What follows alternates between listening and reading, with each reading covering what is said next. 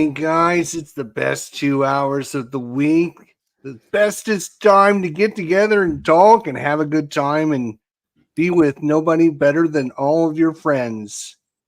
And we love you all. Ruff, tell them. That we do. We love you all, but there's nothing, I repeat, nothing you can do about it. That's right. Can't do anything about it. And what should they do to start off the episode, Ruff? Stay. They should smash that like button. Smash it hard. I mean, because he if needs you all the break the help. keyboard, if you break it, you break it. You break it, you break it. You know what I'm saying? Yeah, It's just needs more help than Ruff. Yeah. That's right. That's for sure. I got to get some more games. I got all kinds of stuff to talk about. So before we get to that, hello everyone. Hello Ruff. Hello Nate. How are you guys doing? Well, excellent. Let's say that's it. See, it's gone quiet. No, that threw me for a loop there. Of course, it can't be excellent over here in Old Blighty. I think we're all going down with some sort of early winter lurgy. My son's had it. Gaynor, Mrs. R is feeling a bit, and I'm feeling a bit, but so we'll see. I don't think it's anything too serious. I just think it's like more wine. Cold. More wine is. Oh, did you see? Yeah, where we were in the green room, she was sneaking up and drinking my wine. Maybe she learned. Maybe she heard me complaining last week, and she's like, "I gotta cut them off at like 2 bottles. I gotta cut them off at like 2 bottles, 2 boxes." I'd be like this anyway. So yes. Apart from that, bit of recording, bit of editing, still doing what I do. I know it just takes time, but having a good time. Nothing new has come in, thank goodness. But I do hear that some of my Game Found, Kickstarter-y things may be coming in from next month up to Christmas. Things like Purple Haze, which is a Vietnam solo warfighter-y, but not warfighter-y type of game. And a couple of Stalker, the board games coming in. Looking forward to that. And what else was it? I think Nemesis, the first wave, is coming in if you've ordered the original game and all that. So, some non-war games coming in because, I love to play anything, especially Ameritrash stuff. So, Well, hey, how you been, Bunny? Doing well. I was unfortunately, I was only able to play really one game this week just because life got busy. But I played. I was really, really surprised actually how much that I swapped from not liking this initially to now loving it. And Mr. President. Ooh, and it's a solitaire game, Nate. You realize that, right? I'll tell you what, it's working, isn't it? We're getting in high there. Five. High five. Yeah. High five. Oh, wrong one. There we go. Hey. I set up, I used Vassal this time. So again, another shock, right? That I'm using Vassal more. I hate Vassal. I'm never going to use Vassal. Yeah. That sounded like me, yeah. But I set up the 2020 scenario because it was only 1 year. So you just go through the track once. And I had COVID happen in the scenario, but then it wasn't a worldwide thing like it was before, the real thing.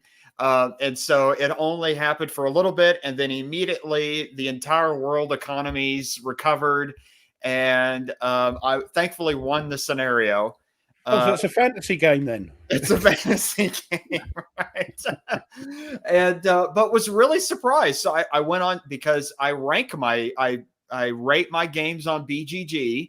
So I went on there, and I had originally had a very low rating because I didn't understand it and didn't quite get it. But then all of a sudden now it's very, very high, and I very, very much enjoyed it. I was very surprised how much I enjoyed it. If things were finally I was getting what was going on in the game and what I was supposed to do. And I think it's just, it made me curious, actually. Maybe this is something we can talk about a little bit later. Is I wonder how many people on BGG rate a game just on either one attempted play or one aborted attempt to play. and they didn't like it or they didn't get it, and so they rate it very lowly. And if they come back to it, they would then and get it, then they might want to raise their rating. I'd be curious on what it is on BGG. That's why I don't do what you do and rate them, and I don't look at ratings because of that reason. We've had this discussion before as well. Hi Viper, about how to play a game and then how to play a game. Yeah, with having more than one playthrough. Yep. But I did also this week though. I did get 2 things in. I got my GMT sale items finally. So I got Norman Conquest. Right, you'd be interested in today's history then. Oh, more British history? Well, but you weren't around as a country in 1166, whenever it was. Okay. Well, I mean, you technically weren't either. 1106. Nearly got it right. Yeah. The United Kingdom wasn't around back then. Well, we were here. The indigenous people of Britain were here. So, yeah. But then I also got, because I watched Wise Guy History's playthrough of Wise Guy's History's playthrough of Tanto Monta, and was just really taken with it, and so I decided to go get it myself. That's weird, isn't it? It's weird. That doesn't appeal to me in the slightest. But you love that sort of thing. It's great that we're all different. We're all different. That's what I like. I love Age of Exploration, that kind of period. It's not the period. I think it's the game. I think the mechanics, maybe. Yeah. I'm really looking forward to it. Oh, he had COVID, didn't he? Yes. Oh no. Yeah, I think there's another wave coming around. There's a lot of people getting sick again, and so let's just hope it's it's not like it was last time. That's take your vitamin D. Vitamin D, my friends. Yeah. That's right. So I had a busy week. How have you been? Thank you for asking. I appreciate it. I had a busy week. As usual, another busy week for me on the channel. I actually got in something today that everyone that's here watching, except for me, Ruff, and Nate, are all excited about. I got our first donation for our upcoming. What is it, Ruff? How many years has it been that we've been together? Too long, I think somebody said. But 5 years. 5 years. 5 years. So we got our 5th year anniversary coming up. Nate, you remember when that is? I believe it's November 2nd, right? November 2nd. That's right. We got our first virtually every first official donation in today. And that is going to be, there it is, my friends. 85. And it comes with I don't know if it's an extra sheet or an errata sheet. I don't know. It just came in the box. So we want to thank Flying Pig Games and Mr. Mark. Yeah. Mr. Mark Walker. We appreciate his donation. There it is. You can see I'm thinking about accidentally taking the shrink off it and doing an unboxing. But so that's going to be one of the ones we're going to be giving away on November 2nd. So I just got that in. Just got it in. That's excited. You know what else I just got in, Ruff? You're going to be excited about this. I think you're going to be excited about this. Let me get me excited pose and face on.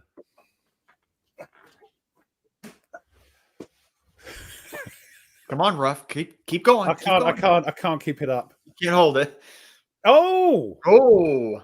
Yeah. So this is one of the few ones that I didn't actually own, and I know this one comes with a lot of maps that use, when you use. Yeah, there you go. Yeah, good. So, but you don't, Jester. I can't remember. You don't like Panzer Grenadier? No, I love Panzer Grenadier. Oh, you love it. Okay. Yeah. No, I love it. It's some of the other people around here don't appreciate it. Do you have Marmite over there?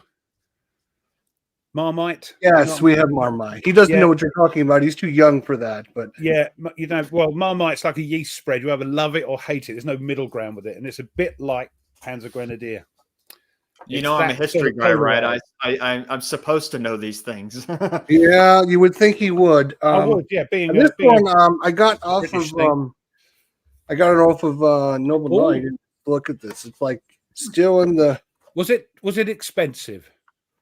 It was like, I think, less than $20. You're joking. You did good. No. I don't know why they go so cheap. They went up in price. Do you remember when we were promoting it? They suddenly went Oh up in yeah, price oh yeah, I on know. eBay. That's the And That's power why I of stopped talking about it, because as soon as we talk about it, all the prices go up. Mhm. Yeah. So I decided we weren't going to talk about it anymore. But well done. Well, That's a great price. I just picked this up, and I can't remember if I showed this off last week or not. Ooh, and I just turned my monitor off, so that was kind of cool. All right. Hi, Doug. It's turned up. Where have you been? Where's your late note?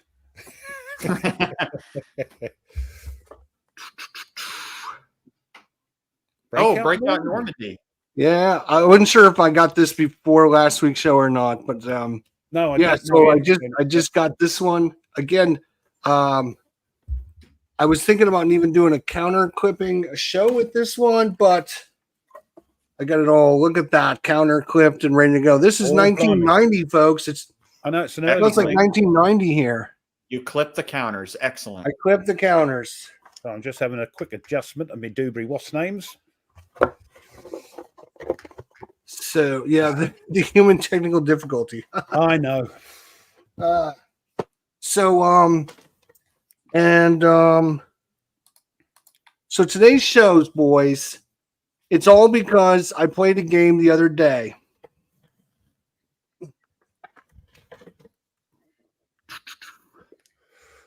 Urban Sprawl by Chad Jensen. You know Chad?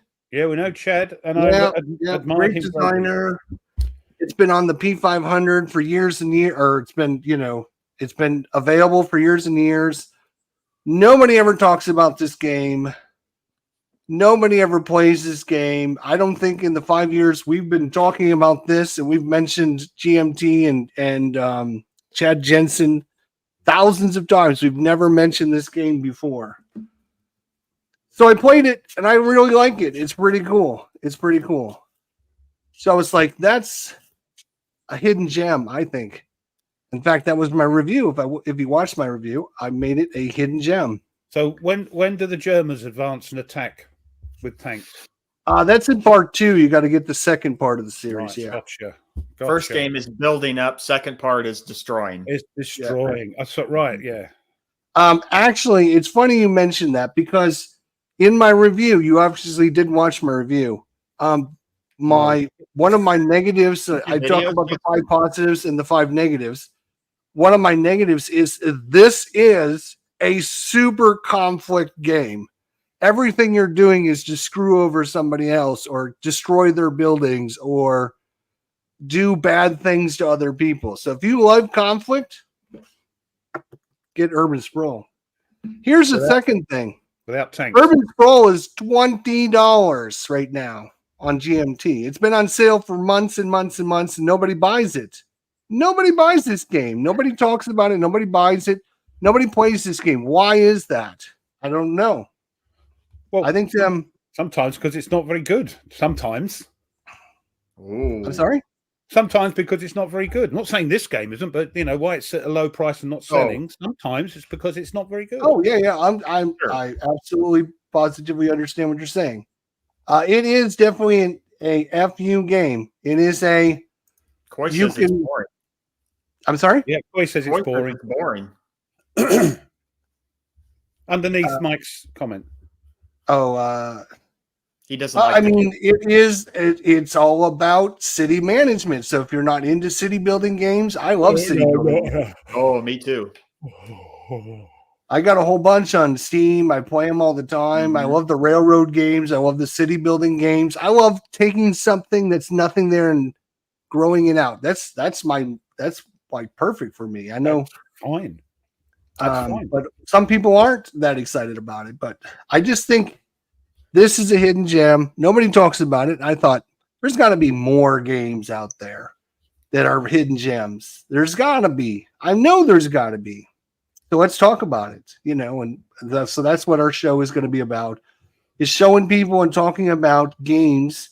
For me, I went through and started at like 1,000 and went back in time, and figured those games that are ranked 1,000 or lower, are never being played. They're not rated very high. And there's probably some really good ones in there that are just lost to the doldrums of society. And Nate, I know you said it only took you like 5 minutes to come up with 5 good games. Mm-hmm. It did. Yep.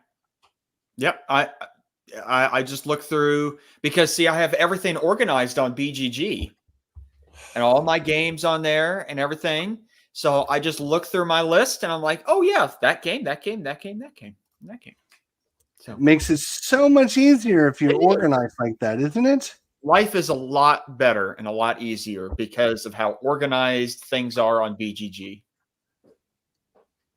And then there's it's definitely definitely a challenge. And that game right over your shoulder, Ruff, that new Panzer game, you wouldn't believe how low that is ranked and how nobody talks about that game. Non-war gamers can't play it. That's why. Probably. Yeah. Probably. SimCity was kind of popular. The subject is very narrow. You know, it's tanks. It's one tank. That's why you've got to love single tank games. I think it's not a generic war game. It's a very specific type of war game. Which one? Panzer. For Panzer, okay. Panzer. It's about single tank combat. You know, and it's that's it. You don't like it. You don't like it. I'll be honest. The thing that really, I like tanks. I like playing tank games, things like that. But the one thing that precluded me from getting any of the Panzer games was the graphic design. It just didn't make me feel like I was in a tank or playing tank game. You won't like Panzer Grenadier then if the maps are your thing. You know, I mean, yes, you have to look through it. Yeah. The maps are what they are, you know. Lakes are bright blue, you know, and I mean, I love a good map. I love staring at maps. I mean, I got 3 maps in my office right here. I think the map in this game is if it's the right word, incidental to the mechanics of the game, which is how a tank would fire and how they would react and all that. And the map is just somewhere to put them, so it's not like a Rick Barber map, or you know, it's purely functional is the wrong word. It's got to have some more than that. But yeah, that's how I look at it anyway. Yeah. So, Ruff, how hard was it to come up with your 5 gems then? Well, my criteria was just to look at the games I've played and see if they're played a lot on YouTube. I use that as my sort of benchmark, you know, to see if there's lots of games on this, lots of games on that, not so many on that. Hardly any at all on some of them. So yeah, that's my criteria. Okay. One of them is actually a print and play game. Oh, nice. Yeah, that's fine. I didn't give you guys criteria because I wanted you to. But you know, for $7 you can get the print if you can bother doing it, and I did. Yeah. And but I'll show you the details of that when we talk about it. I kind of based my criteria on YouTube, but as well as looking through to see what people were saying about the game, like, and how they rated it, and whether or not, and this was something that I'll connect back that I mentioned earlier, whether or not they actually even understood the game when they went to go rate it. And why that some games, it takes a little more time to get into before you finally get it. And then you start really liking it. So, yeah, I think I was just looking at Paul Dangle's comment about Angola. A lot of people rate that game. It's a multiplayer game, I think, a bit like your game from Wise Guy. Oh, yeah, Tanta Marta, yeah. Yeah, Tanta and the other one, the Queen one. Yep. Yeah. Yeah, Virgin Queen. Yeah, a bit. Is it 4 or 5 people you have to have? 4 or 5. Yeah. Yeah. I mean, it plays best with 4 or 5. I think you can play it with 2 people, but probably not going to be that exciting. But so I think Angola's the same as well. Everybody, you know, that plays it rates it. Yeah, Tanto Monte is 4 players. 4, right. I'm kind of glad he went through that whole process, because that's why I got it. Was I thought, well, this would be kind of cool just to play it solo and try the different factions out and see how they interact and see how, just take everybody's turn as it goes, and that's kind of what the way he played it. This guy's a nutter because he plays these not solo games solo and gets away with it. And some of them are huge as well, like monster games he plays. So yeah, hats off to him. Oh yeah. For sure. I think the only one that's beaten him is one of your favorites, Nate, is Downfall. I think that beat him. Which yeah. I might. I don't know if maybe he's listening. Maybe he can watching. Maybe he can respond. I am curious about, because I remember him mentioning a comment about how difficult it was to split his mind 4 times for the different factions in Downfall, but yet he was able to do 4 players on Tanto Monta. So maybe it's because 2 of the factions are actually like together, paired up. Yeah, I think that might be it. Whereas they're separate people, aren't they? Right. In that other game. Yeah. So yeah, it's weird. I'm definitely impressed that he can pull out a game like that and just, 60 some page rule book, boom, he's out there playing it. And that's why I got Dicenso, because he played solo on that, and that came up very cheap. It's unpunched. It was unpunched. And that's why I got it, because he, but it's a big map, and one day. But yeah, that was the inspiration of getting that. It was him. Would you ever video that, Ruff? Huh? Would you ever video that? If I play it, and I've got the table space, of course I would. Yeah. Okay. There'll be lots of comments, which is good. But of course. Yeah. I mean, so we started off with showing off here, and we want to make sure everyone knows about it, because this will be the last weekend we get a chance to talk about it, is the Flying Pigs Kickstarter going on right now for 65 second edition. So make sure you go check out the Kickstarter for that. I think it's 4 days left, so it'll end next week. I think on like Tuesday or Wednesday next week it'll be over with. And I can honestly say that I had ended up purchasing the Kickstarter. So thanks to them for running that. And I jumped in big. On this one. I bought everything. I bought there's a solo module that you can add to it. So I figured if I'm going to get it, I might as well get the solo module. That's what kind of inspired me to get it, to be honest.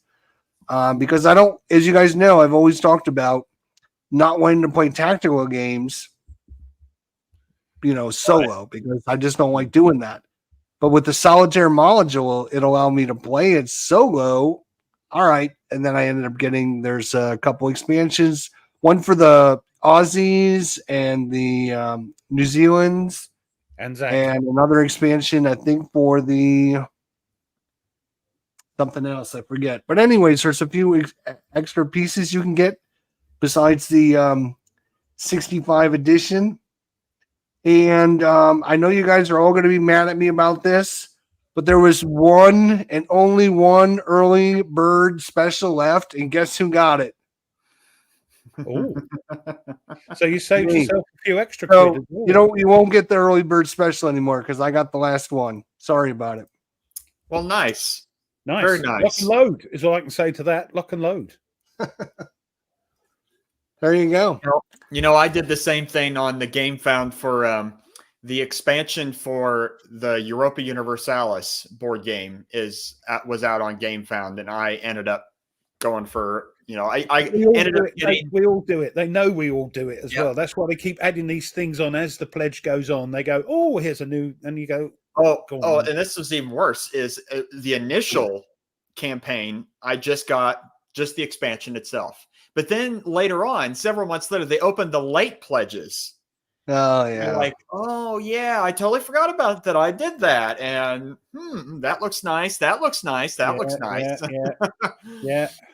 Yeah. That's kind of the big thing with the Kickstarters now. It used to be, they were there for a reason, but now it's like, oh, I'm going to get you in the door, and then when you're in the door, I'm going to offer you all these other things at a super discount. This upselling, they call it, So it's like, well, my thing is, I'm not going to back any, for me at least, everyone's different. I'm not going to necessarily back a game that I don't think is actually going, one, to make it like fully funded, but also two, that it's not going to get printed anytime soon. If it's going to take a long time, then no thanks. I'll just be patient and wait. Yeah, I mean, the only ones I've ordered, really, like Awakening Realms, and we all know that company. They actually, I think, are part own GameFound, a Polish company. So that I've ordered from them with confidence, and that looks good. And Phalanx, I was getting a little bit. That's the Purple Haze. That's the Vietnam. Because again, I haven't got a lot of Vietnam. I know, but this does look good. I'm hoping, and that should be shipping pretty soon as well. So you'll see that on the channel at some time. But normally still aren't out. I said Phalanx still has a number of games that aren't out. Yeah. So I'm thinking. Yeah, they're like DVG. They just do the Kickstarters and then they fall behind like 6 Kickstarters. Remember DVG Kickstarter for oh God, you've mentioned them 3 letters again. Who was it? Gettysburg Leader or whatever, Lee Leader or whatever. Robert E. Lee Leader, or whatever it is. That was like 3 or 4 years ago, and we're still waiting on that one. So I assumed that was out. I didn't know that it wasn't out. No, it's still in the process. I mean, they keep bringing out these F21, FU this, FU Leader this, and all this sort of stuff. The technical terms are aircraft, Nate. Don't worry. They just keep somebody said they're vomiting them out. It's not very nice. Yeah, that's part of it. But that's why I don't order anybody from Awakening Realms. Yes, they've had games out. They've been established. They're partly. I think they've got shares in GameFound, so they've got interests there. So that's why I've gone the 2 games I'm waiting for, and Hex Explore, because they've brought out 2 or 3 games already. So that's the one. That's the one. That's what I would say. That's exactly what I would say. In fact, you can see my my games here. There's a new pile here. These are the ones I've decided to pull out of my collection and sell. And I'm actually got all my a bunch of my DVG. I can't get to the other ones, but I think I'm gonna sell all my the ones I just got too. I went and got Hornet Leader and the Cthulhu expansion. I just got those, and I've decided, you know what? I'm done with DVG. To be fair, I've had no problems with DVG over the years. No problems at all. To be fair, so that's my experience. I've never bought anything. Did you hear, Ruff? I think you were gone the week they talked about this. Your girlfriend over at DVG is back. Sarah, Sarah's back at DVG now.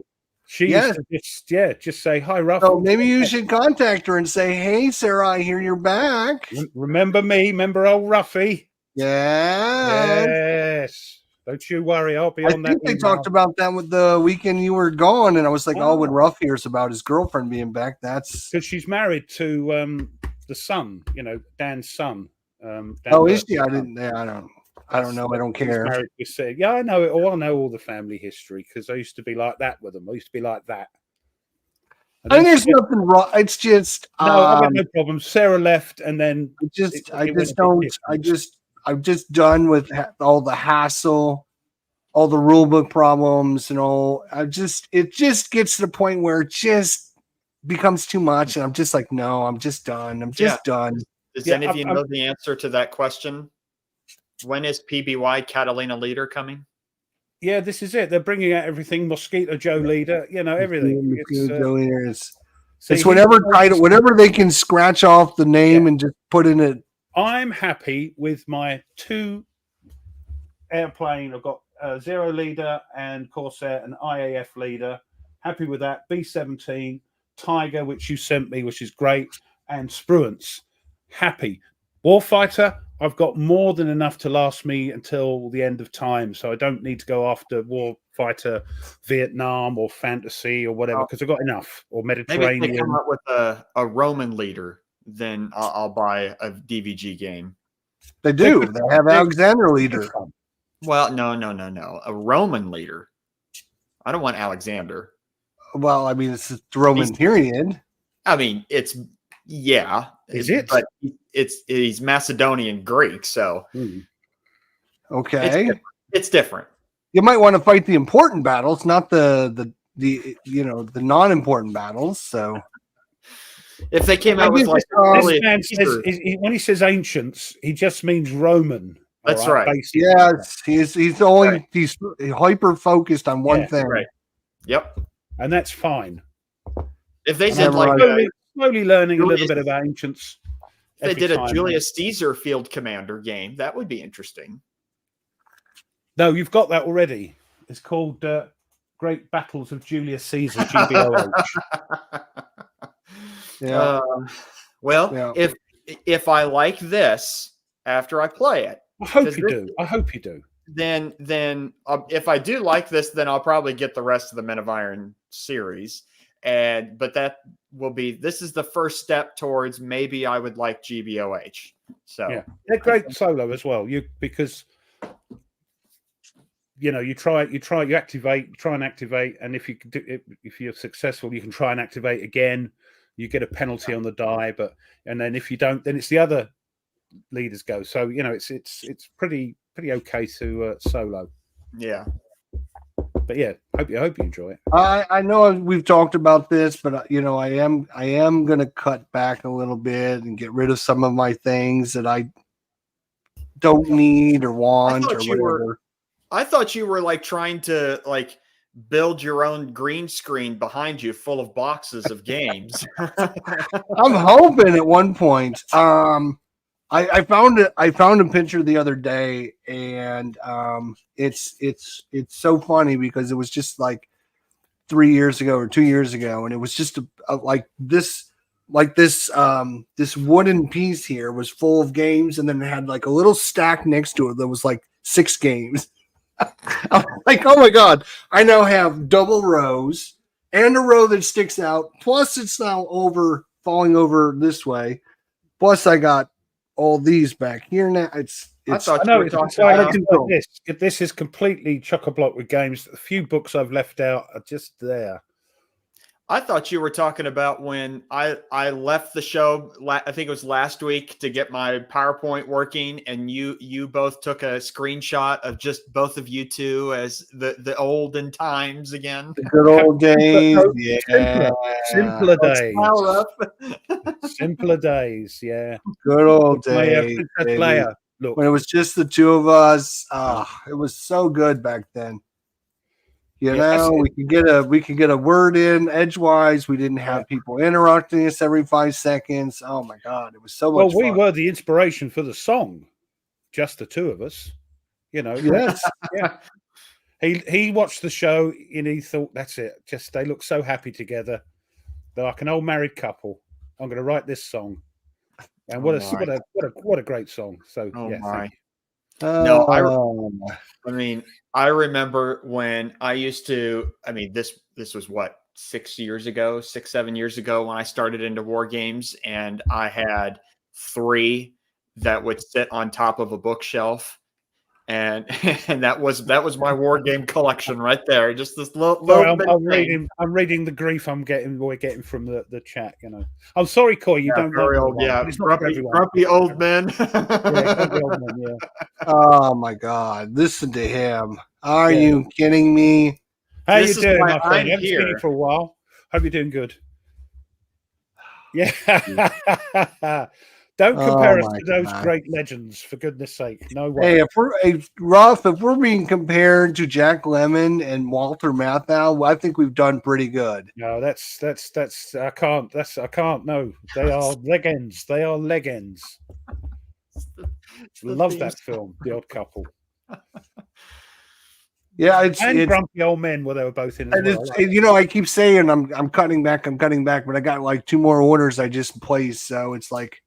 But here's the thing: they keep coming out with new things, and I have to get them in, right? I have to get them out and I got to try them. Well, that's not much you have to. No, you have to because if you don't get them now, you'll never get them. And you're going to be paying double. Look at GMT just a couple of years ago. Now those games that they just released a couple of years ago are now like double the cost already. Like France 40, you can't find France 40 anymore. The price has gone up to over $100 already. Yeah. Napoleon. And I'm like, hey, I got 2 copies of that. So, I had 2 copies till I sold my copy, but I don't know. I can't remember how long it took them between the first and second printings of Atlantic Chase. Yeah, Because for a while, that Atlantic Chase was like $150 on Noble Knight. Minimum, yeah. I was lucky when Mike told me, because I didn't know, this is the story I've told a few times, that I said I didn't get it because there's no solo stuff. He said there's a 60-page solo scenario book in it. I went, and at Second Chance Games had one copy left, and I got it, and I, thank goodness for that. Yeah. And I think, I correct me if I'm wrong, Ruff, we talked about it on the show, and somebody put a comment in and said to you, there's one copy available at...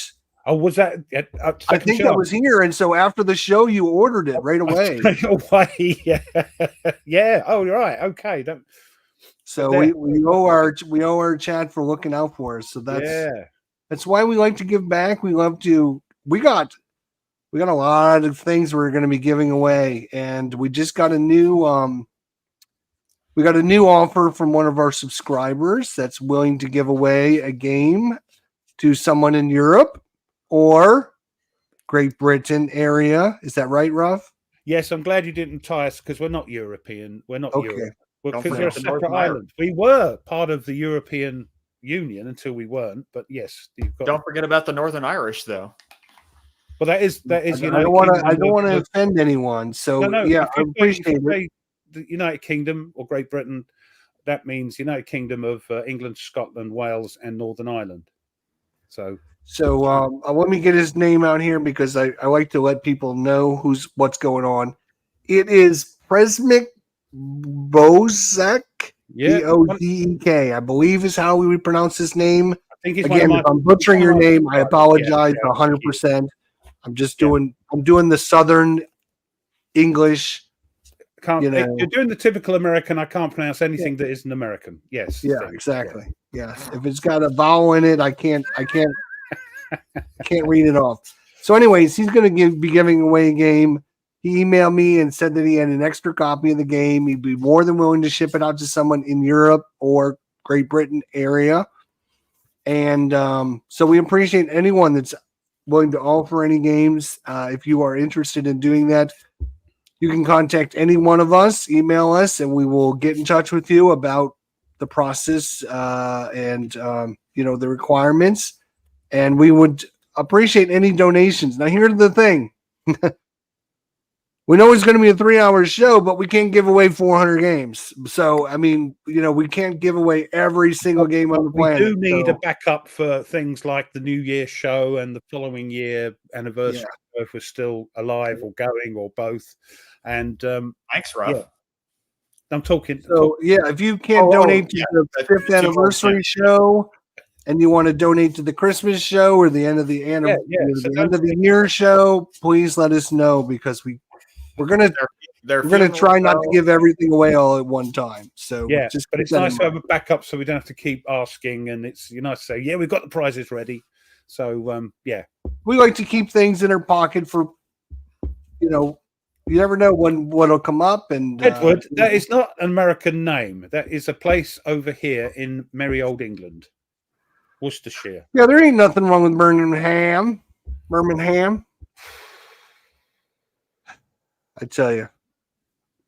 Well, since we're going to be going through our list, let's go ahead and do our show, talk about each of our segments here early, so we can get them done. And it looks like Ruff is ready to go with some British history. I can see he's excited to talk about British history today. The banner across. Oh, wait. Yes. Hang on. Banner time. Here we go. And I can't help it if you haven't got any. Get the video of the British flag waving. We want to, I got to find it. We want Land of Hope and Glory in the background. There it is. There it is. Hope and Glory. All right. Hope and Glory. Yeah, Hope and Glory. Here we go. Go ahead, Rob. Jerusalem. Right. Weirdly enough, a big moment in our history, which we've got a lot, is, of course, the last time we were invaded. And that was in 1066. And claiming his right to the English throne, William, Duke of Normandy, also called William the Bastard, as he was often called at the time, due to his illegitimate status. I can't say it, we could be demonetized. I can't say bastard. Oh, damn. landed at Pevensey in East Sussex to begin his invasion of England. So today was the start of our last invasion by William the Conqueror. And then in 1106... Hang on, before you go on. 1066, there's actually a game on this called 1066. And that's... No, hold on. No, it's in there as well. Yes. It's in there as well. That's correct. But there's also a game called 1066. I think that's Time for No Mothers or something like that. All or Nothing, a British company who brought out the game you didn't get on with. What's yes. Shadow of Killforth. Yes. Shadow of Killforth. Yes. 1066 Year of Destiny. Yeah. No. All or Nothing. Nope. I think it's called The Fears of Mother or something to do with the mothers. Tears to Many Mothers. Yes. There you go. Tears to Many Mothers. 1066. Check it out. But of course, I'm sorry, as Nate rightly says, it's in this, of course. Clues in the title there. But moving on to 1106, Henry I of England defeated his brother, Robert Curthose, the Duke of Normandy, at the Battle of Tinchimbrae in Normandy. It was a decisive victory, and the battle lasted just 1 hour. The Duke was captured and imprisoned in England and then at Cardiff Castle until his death. England and Normandy remained under a single ruler until 1204. Just after it's in here too. And that's in there as well. There we go. Right there. Wow. So thank goodness for British history. But then of course, 1781, the American Revolution, French and American forces, backed by a French fleet, begin the siege of Yorktown. No wonder we lost. Wasn't cricket, you know. And then 1815. You know, by the way, not to interrupt you, but I am interrupting you. Is that the siege of Yorktown and the Battle of Chesapeake Bay, the naval battle, was the only time in I believe 100 years that the French Navy was able to impose a decisive naval defeat on the British. Yeah, and they tried it with us, you know. They did the one that counted. The one that counted, the Brits lost. I know.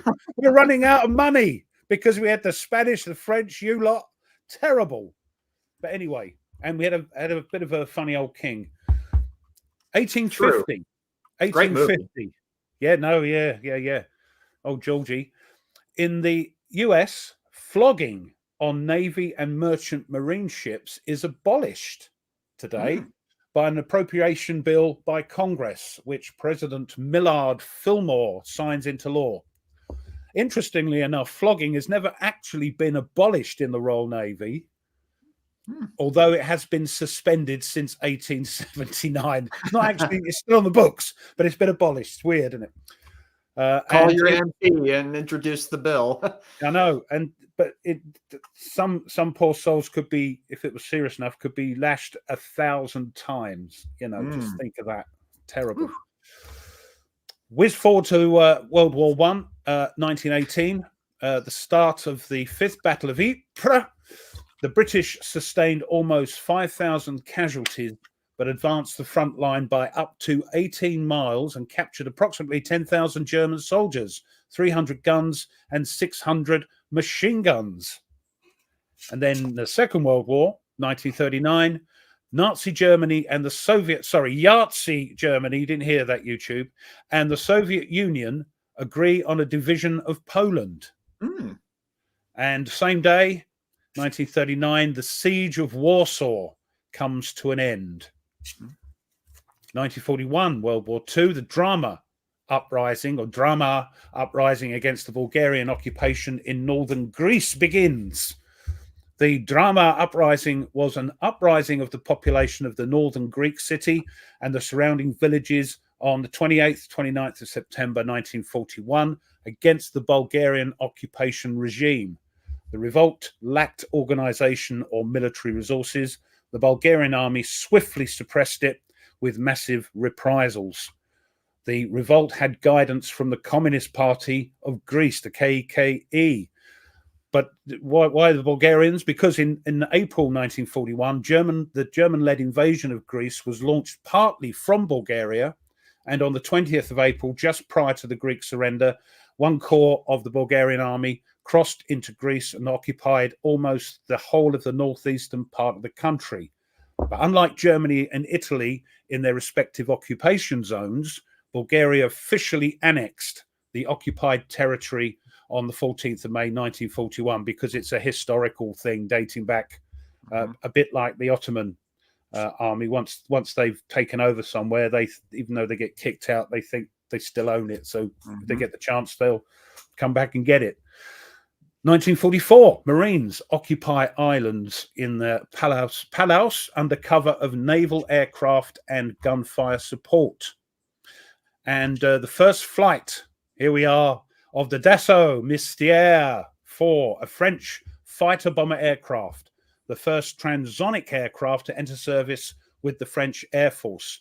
It was used in large-scale combat in the Israeli Air Force during the 1967 Six-Day War. And I know you want to see it, so let's give you a picky. Lean into the screen, folks. Yeah, lean into the screen. Get your goggles on. Get your magnifying glasses out, people. Isn't that a beauty? Wow. Isn't that a beauty? The 1950s, 60s jet aircraft just look so sexy. They're fantastic. I love the look of them. So that's the Mystère there. So It almost looks like it's in somebody's garage. I think it's a museum, isn't it? Oh, it's a museum piece. Oh, I got you. Yeah, but it's a corking Somebody's big garage aircraft. then. Huh? It's somebody's big garage then. Yeah. But it just to say that they're my favourite. The jet aircraft of that era, 50s, 60s, just look so sci-fi. They just look great. I love them. Anyway, enough of my indulgence. Back to reality, and finishing off with a nice cheery note. 1964, first development of Polaris A3 missiles on USS Daniel Webster from Charleston, SC. What's that? South Carolina. Yes. That's right. Well, I'm asking. So the first Polaris missile was first deployed today on the USS Daniel Webster in Charleston, South Carolina. And there we are. That is today. There you go. 28th Nice. of September. Nate's notes is now time. Yes, and today the same thing. Yeah. Speaking of something that we have talked about a little bit ago, this is one of my favorite books. An amazing historian, but this is one of my favorite books, and I treasure it a lot. It is Masters of Command, Alexander, since we talked about him, Hannibal, Caesar, and the Genius of Leadership. And this goes through, first part of the book is he goes through about what are the elements that make up a great leader. And so he has 10 different things, like, they have audacity, courage, they can impose terror and things like that. But then the rest of the book is a comparative analysis of these three commanders, of Alexander, Hannibal, and Caesar, and which one had a more of an impact on how their leadership was, and whether or not which one was sort of the greater commander, and looking at not only their battlefield prowess, but also how they were able to impose their will on the enemy, and also effect change that's lasting beyond just the initial battlefield success. So like Alexander the Great, he destroys the Persian Empire, and then he wanted to create sort of this Greco-Macedonian Persian Empire amalgamation, but he dies. And so the empire collapses into civil war, and eventually 4 major Hellenistic kingdoms are established, and Greek culture begins to spread. and become more entranced in the Near East, which wasn't necessarily there before. Or like Hannibal is able to defeat the Romans in 3 major battles in Italy and then run around Italy for the next 14 years. And nobody can actually defeat him on the battlefield, but he can't take Rome itself. And eventually he's recalled and has to fight for Carthage's safety at Zama, but he loses. And then there's Caesar. Caesar invades Gaul and invades Germania and Britannia and is able to win a massive amounts of victories. Then he goes off and he defeats the Ptolemaic Egyptians when he goes and joins forces with Cleopatra. But then he comes back to Rome and he gets killed after a while. So the entire book is looking at each of these 3 men and what they did, and it's absolutely fascinating. The kind of source material that he's able. This Barry Strauss is the author. That he's able to find, and kind of short book. I mean, 249 pages. That's an easy read. 249 pages. He's able to get right to that's not a bad gesture. The look on his face. He's able to get right to exactly the key sort of flashpoints of each of their lives and able to then compare each of them. So fascinating book. Really, really enjoy anything from Barry Strauss, but this one is my favorite of his. That's Nate's notes. Interesting that their resources, their sources. It happened 2,000 years ago. How do we know that what he wrote in that book is? Do you see what I'm saying? These ancient historical writers and archaeologists and things, they have to surmise stuff. I was watching something about Treasures of Rome, excavating. Oh yeah, bits of Rome and things,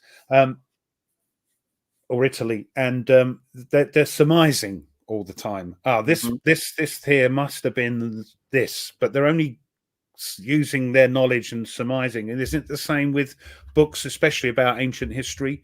Do they have to take a little bit of artistic license and extrapolate what they know?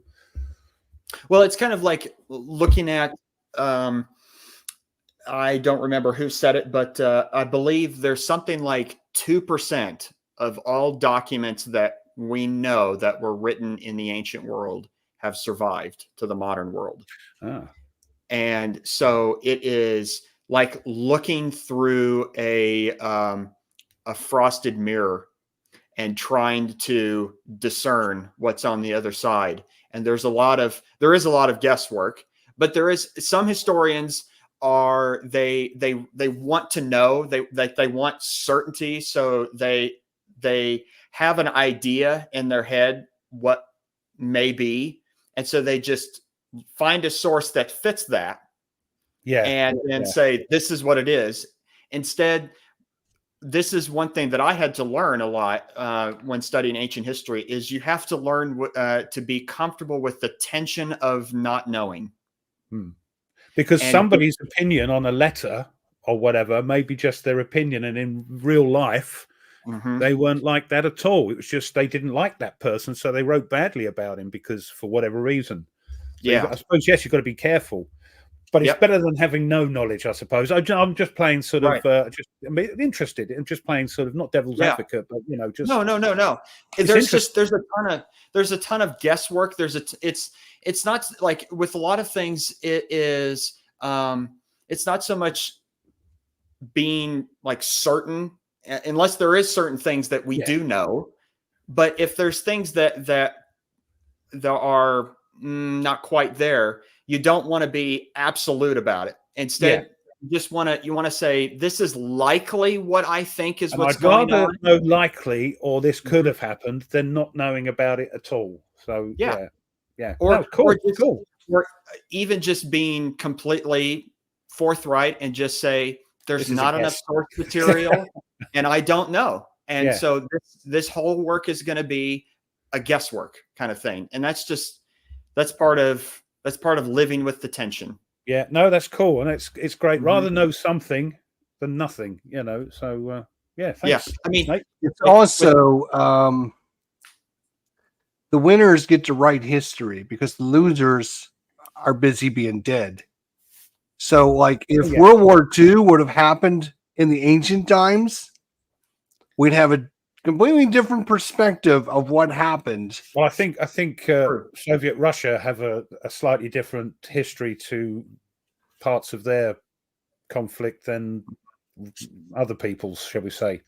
Yeah. The Great So Patriotic War. that's a fascinating topic for another show, like a whole show on how does history get written and what can we learn from history and how should we take history and who should we listen to when we don't know, what happens. But I suppose if you know enough, say for battles, maybe a battle of a great commander narrowly won the victory through partly luck or whatever, but the contemporary history writer following that chap around, the press man, if you like, likes the emperor, so gives him a glowing report. That's an easy victory again, and that letter survives. So that's all we've got to go on about that battle. Oh, we had an easy time of it, but in reality, one of my favorite examples is 1279 BC, the Battle of Kadesh.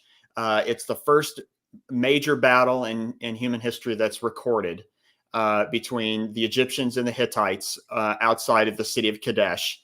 And Ramses II, or Ramses the Great, marches his armies up to meet the Hittites, and he comes back to Egypt after the battle, and there is a record on I believe it's the temple of it's called the Ramesseum, where there's a whole record of the entire battle and all these hieroglyphs and depictions. And it says that they were great, that the Egyptians just steamrolled the Hittites and they won a great victory and they came back to success until later in the 19th century, I believe, that the Hittite records were discovered and we found the other side to the battle. And the Hittites wrote a much more accurate history because those records weren't available to the public and they were kept secretly. So they were the true records of what happened. And we found out that the Egyptians had barely survived and got away. My with point their lives. Because it depends who wrote all kinds of stuff. There's even on, I was watching a show on the British history. And there's a scroll on the British history that gives the accession, and part of it's scratched off. And there's like these arrows that point down to somebody else. So we didn't like that. No, that was all wrong. I'll tell you about Nate, about hieroglyphics. Yeah, hieroglyphics. Yep. What are the ones near the floor called the lower glyphics? Oh my gosh. Moving on. Moving on. We're gonna have a wonderful time talking about gestures. Countdown here. We're doing 230 down to 221. And I'm going to tell you guys, there's going to be two games on this list. That you're going to be completely flabbergasted that they are on this list. My gabber is going to be flabbered, is it? Right. All right, here we go. Is that big enough? Should I make it bigger? That's better. There we go. All right. So number 230 is going to be 300. Speaking of ancient battles, 300. Earth and Water. That's been received. I think people that play it, if I'm not mistaken, Charles, who comes into the chat sometimes, I think played it. Or it may be, I can't remember. But yes, it's card assisted or driven. I'm not sure. Looks pretty interesting. The good quality stuff. It's a little box. It's only a little box, I think, if I remember rightly. I think it's from Nuts Publishing. Nuts? Yeah, right. Well, there's six different companies. All right, number 229. Vietnam, 1965 to 1975. That's the one that's just been re-released from GMT. Yeah. Well, say just re-release. Yeah, this is the OG version. Yeah. Mitch Land was. Look at those colors, boys. That's 1980s all over again, right there. Yeah. Woo! Red with black numbers, fantastic. You gotta love the blue, orange, yellow combo. Yeah. That is awesome. Number 228. Oh, Darian's Blitzkrieg 2.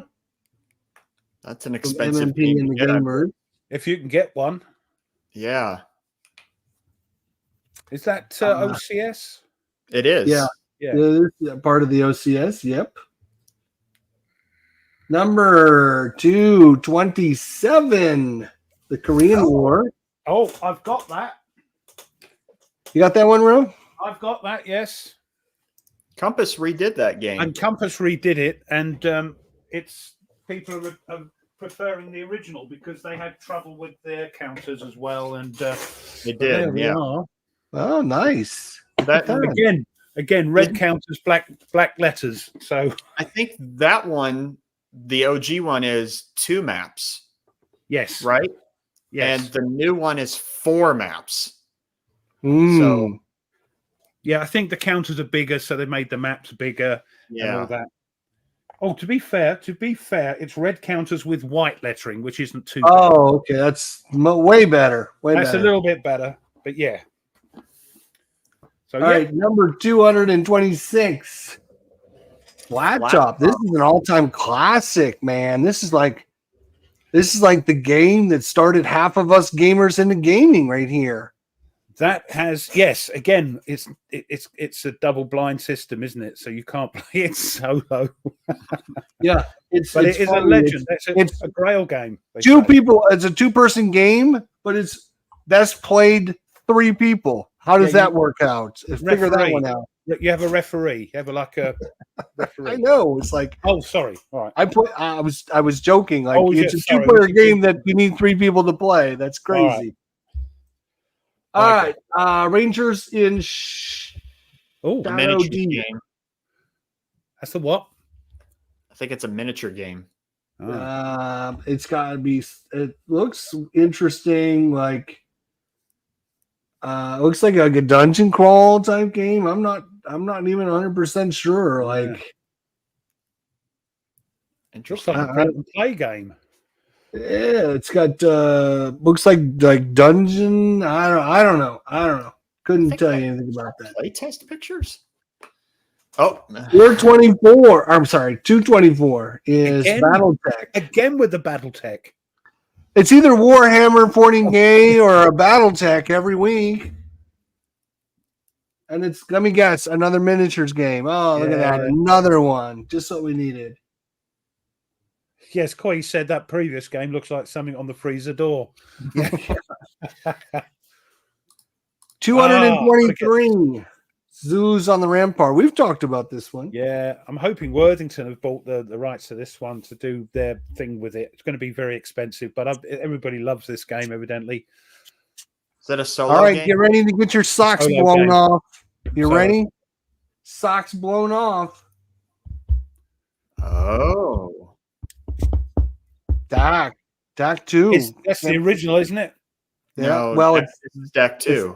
the second but one, but it's the more important one. Oh, it's the new one, right? I would have Yeah. thought, because if it was the original, I expect that to be low, but the higher one, the newer one, to be much higher. But there you go. Just shows you- 2004. New one that's 20 years old. Yeah. 20 years old. 2004, rough. Yeah, but the other one was what, 1990 something, was it? Yeah. Sure. Something. Sure. Are you ready? So that blew your socks off. Get ready for your shoes to get blown off. You ready? Well, just wait a second. I'm just kind of curious okay, ever since I joined the hobby, I heard nothing. I've heard tons of things about DAC 2. You got to play DAC 2. You got to play DAC 2. It's a great game, great game, great game. So hard to find, out of print. I do not understand why they don't print it again. I don't know. I don't know the business. I'm just some dude, but I'm thinking, like, if you print it again, it's going to go bonkers. Yeah, well, that's multi-man publishing for you, I think. You got to have 500 people that want to play a monster game, and I don't think you can come up with 500 people that are going to want to play a monster game. They want to get the money before, I don't know. I mean, maybe there is, but I mean, I know that they do like their own little P500 things. MMP. I just don't understand. I mean, OC operational, so that should be my thing. But I'm not gonna go spend a ton of money on a game. You can still pick it up. It's $625, Nate. Yeah, You can still get it. It's huge. I mean, MMP, as Mike says, reprint ASL stuff because they know that's going to sell like that. There's a copy for $375, Nate. You can pick it up still. Why would they reprint it if you can still get a copy? Oh yeah. I mean, it's just, you think that's bad? Wait until you see the next one. Are you ready for the next one? Okay. 221. Oh, yeah. 221. I'm glad we're talking about this because guess what's 221? Case Blue is number 221. So I was like, holy cow, back to back? Are you kidding me? I mean, it's a game. If it was readily available and cheaper, I'd probably get it. But could you play it honestly with the space you'd need for that? I would try at least if I can. But I mean, look, was that $825 for a new copy? $825. I mean, how many different things can I do with $825? I'm certainly with you can get a lot of women of the night for that and drugs. Okay, I wasn't thinking that, you can have so many hookers over at your house, Nate. And cocaine. You'd have a great night. The quality of this show is just dramatically plummeted. But $1,500 on Noble Night, $1,500. My goodness, yeah, $1,500. Yeah, that's what they go for, man. That's what they go for. I just don't. You're right. I mean, they should reprint them, but the problem is, if it was lucrative, they would reprint them. They're not going to reprint them because they're not making that much money on them, and they're going to have to find. Right, but I mean, again, you could do. I mean, and they have done. I've seen is like the little pre-order system, like the P500. How many people want this, and then we print it. But I mean, $1,500. I mean, that pays for everything. My house payment, or payment, and everything. That pays for a whole month worth of bills for me, more than that. And and for one game. I mean, it's just I don't know. I don't know. I know again. I completely understand what you're saying. I would love for them to reprint it, but they're just. I mean, they're in the business to make money, right? Yeah, that's what they want to do, and if they can make money on it, they would have reprinted it by now. It's been out of print for 20 years, so obviously there's not a demand to be reprinted. Right. And there's nothing wrong. They're in the business to make money. I don't disparage them in the least bit. It's a company, they need to, and but yeah, I mean, it's for someone who is relatively newer to the hobby, it's a way too high barrier of entry. And again, a game I would never play because of the lack of. I've never play it. I have trouble playing two mappers.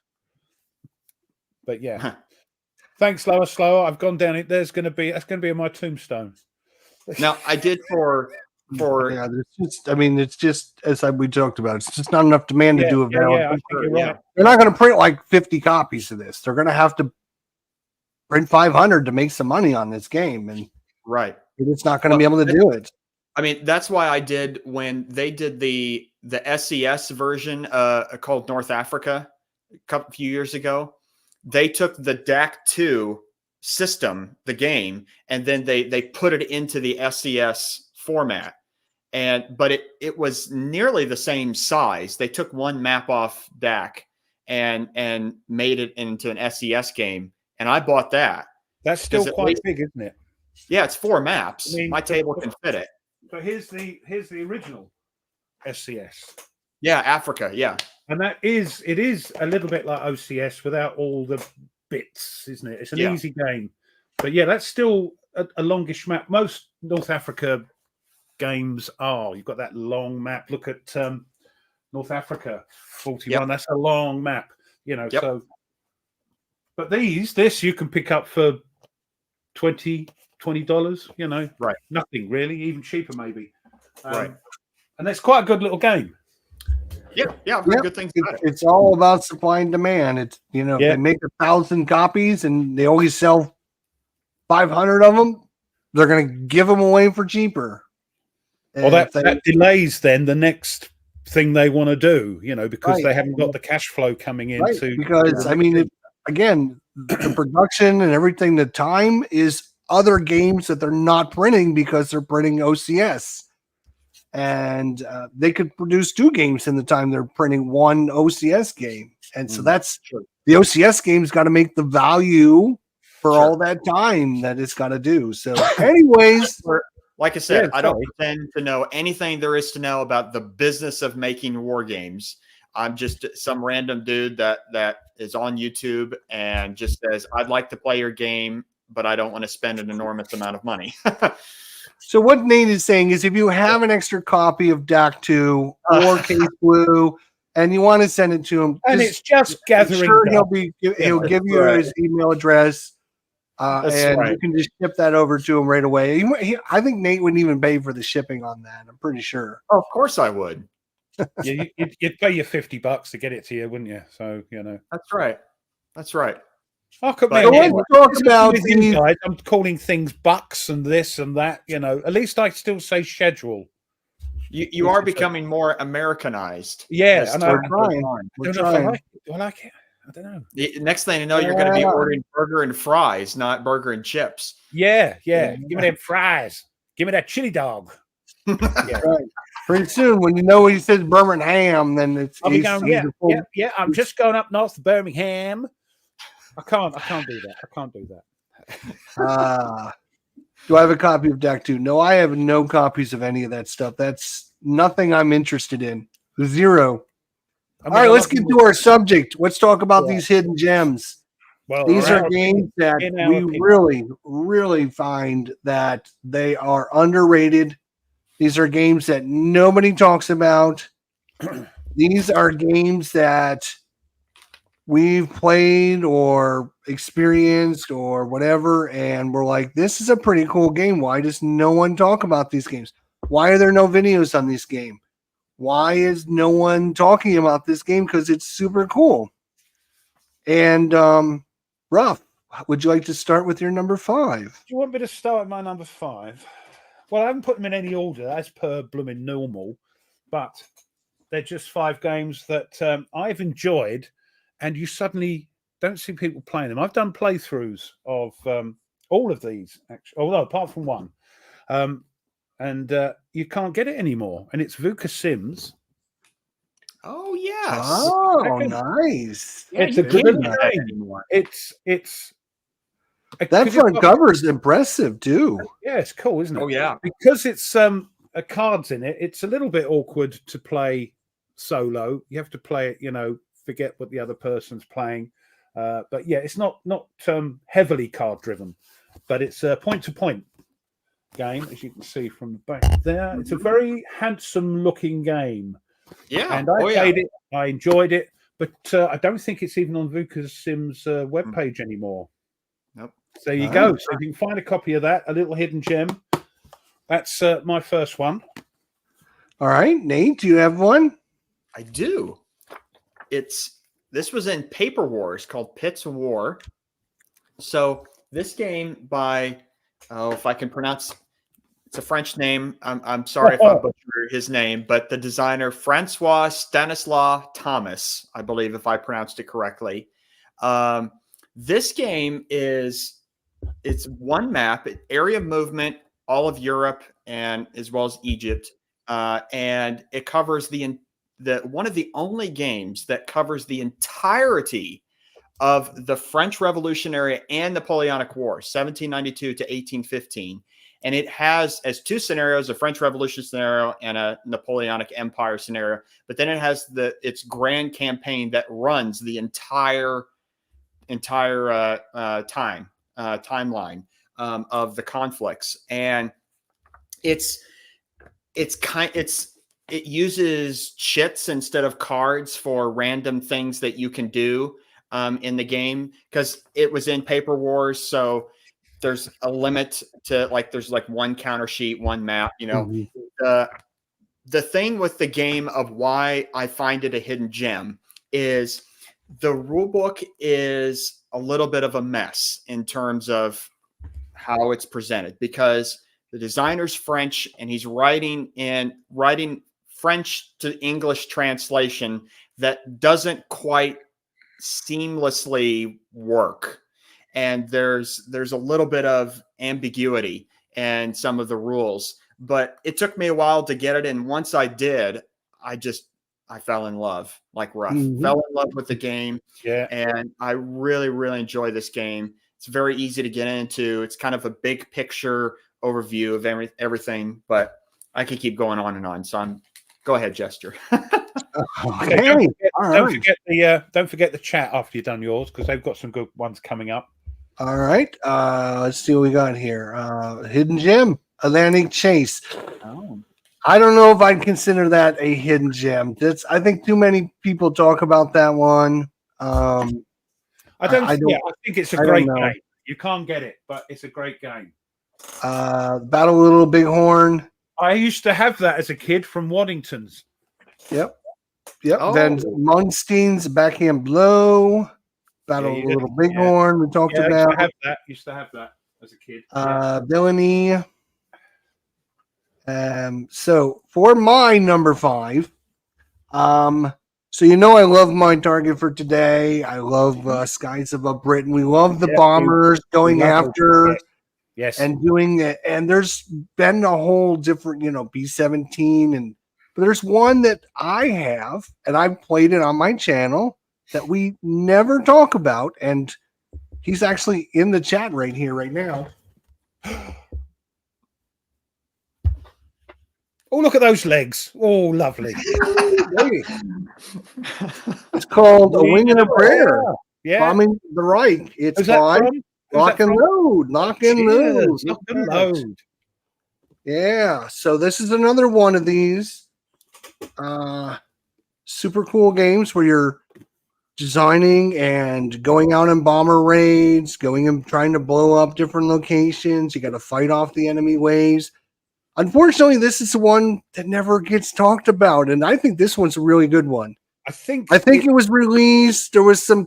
I think it's got they've rewritten the rules. I think so. Yeah, there's like an expansion that can upgrade it, and there's like a couple sticker things you can put on your board to kind of update the charts and stuff.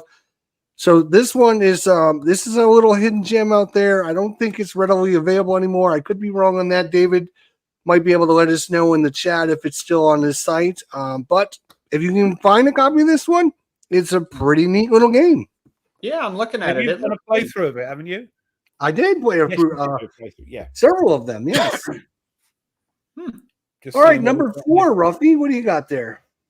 Well, it's readily available, but I don't see a lot of love for it. Maybe it's the subject. I don't know, but it was a much loved gift from Tony, who said, "I'll send this to you because you're going to like it." I've done a playthrough. I don't see many playthroughs of it, and it's a great game. Very small table space. It is. Oh yeah, that's a good choice. Our Ben Madison again. Great game designer. Very small footprint. I mean, so I've done a playthrough, but yeah, great. It's interesting. The Falkland Wars is one of those conflicts that some games don't do well. And like there's some conflicts that a lot of games try and they don't quite get it right. If you know what I mean. And it seems like that game does. Well, again, it's sort of abstracted as well, and it's sort of condensed, and things. Yeah, but as a game, as a sort of, I don't know if it states a siege game, but you're encroaching, trying to get into the hometown. I just think it's a great game, which needs a bit more love, I think. Also because right. And I love the tag. It's banned in Argentina. Yeah, it isn't actually banned in Argentina. It's a great selling tag. If you are interested in A Wing and a Prayer, David does say it's out at this time, so you're going to have to get this secondhand from someplace else. Yeah. Unless there's demand. He says this time. So There you go. Maybe they'll reprint like it, a whole bunch of copies now. It's just, I Well- don't know, it just happened, the lock and load drinking thing. But I'm glad, I love it. I don't even know. Boy, man. There's no reason for it. There's no reason for it. Yeah. It's just it happened. A happy Just ending. happened, and So, I think because Ruff mentioned lock and load 67 times during an episode, and somebody had said in the chat, "Oh my God, if we had to drink every time Ruff said lock and load, we'd maybe all be that's drunk." right. Yeah, yeah. And so we were like, "Hey, that's a good idea. Let's see if we can all get drunk." I think wasn't the original one of drink every time Ruff said he loved something. Yes, was that all was the first that's one, and probably- it moved over to lock and load for some reason. Yeah. I think it was actually, I think it was Ruff saying that he loves somebody, and Tony saying he loved lock and load, and then we combined the two into one thing. Yeah, Yeah. You're right. Now that It's I gone- now that I it's think about it. folklore. Yeah, yeah. Yeah, sounds- yeah, see, yeah. It I think it was Tony that always used to talk about the lock and load. Yeah. I can't remember. I'm old. All right, Nate, what do you got, buddy? All right, my number 4 is on a subject that you all know very well that I've discussed many, many, many, many, many times, and it's on World War One. Yeah. Balance of Powers. This game does not, I don't think, gets enough love. It's the entirety of World War One, but what it does, unlike a lot of other World War One games, is I think it does really good justice to the naval aspect of World War One. That all of the ships are in there, and unlike, say, Fatal Alliances, where you just move them up to a box that sits there, like the North Sea box, and they just sit there. There's instead you can move out the ships in hexes on this game. Also, it had a bit of controversy, I guess. Maybe that's too big of a word when it was released. And let me see if I can show you the way that the maps look.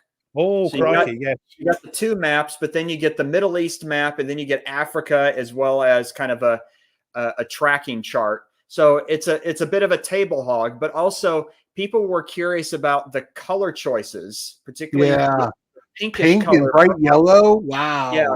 for Austria-Hungary, and then yellow for Russia. And that was, my understanding was the artist found a map from that time, from 1914, and used the colors that matched the map. Well, of course, at that time, most of the world was pink because of the British Empire. And all the counters as well. Instead of using NATO symbols, they used the helmets. Oh, so a little, unless you knew your helmets. Yeah.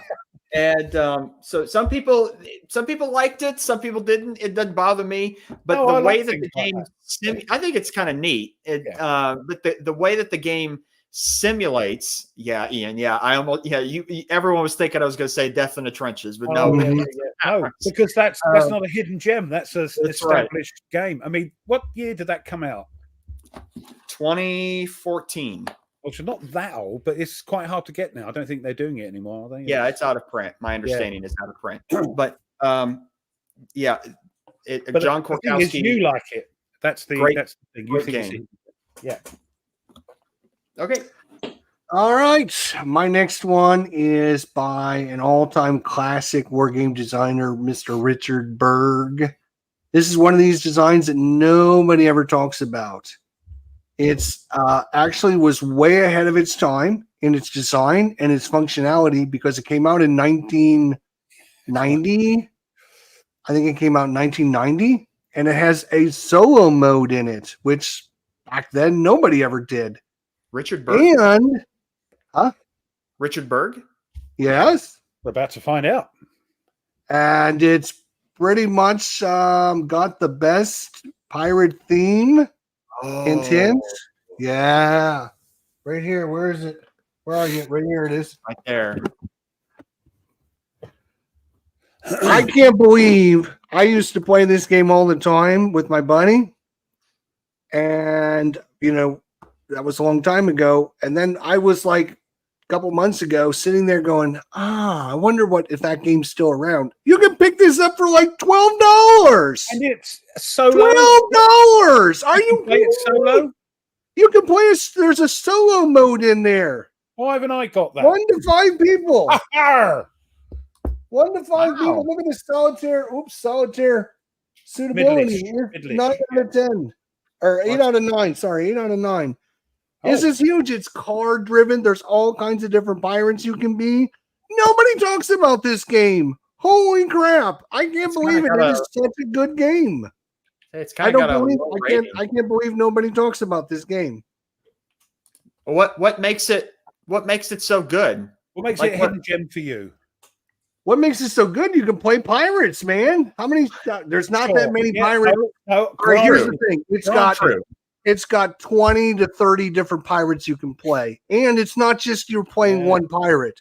The thing is, you have like a pirate crew that you get into your team, and then so it's like your pirate crew, and it has the cards where you can screw your opponents and cause storms to happen. It's very competitive as you're trying to do things. The original was Stuka saying the original, and others saying it's Avalon Hill originally. So yeah, it was originally Avalon Hill back in 1991, and then Richard Bird designed. He redid it for GMT. He said it's different to the other. Stuka said it's different to the. It's much better. It's he redesigned it with GMT. It talks about it on the back cover.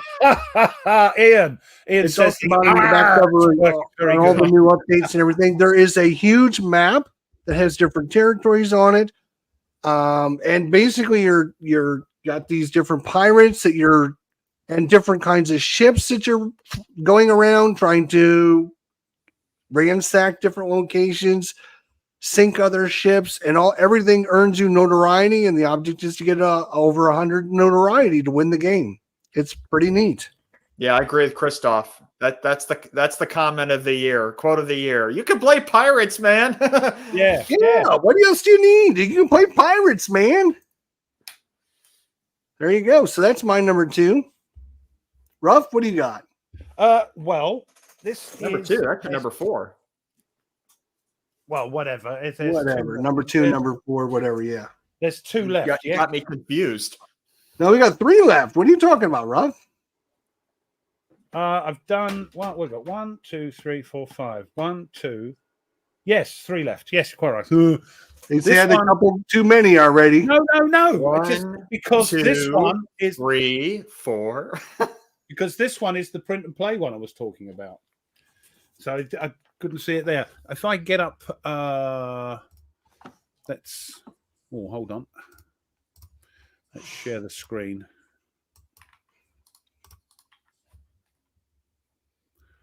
There we are. There we go.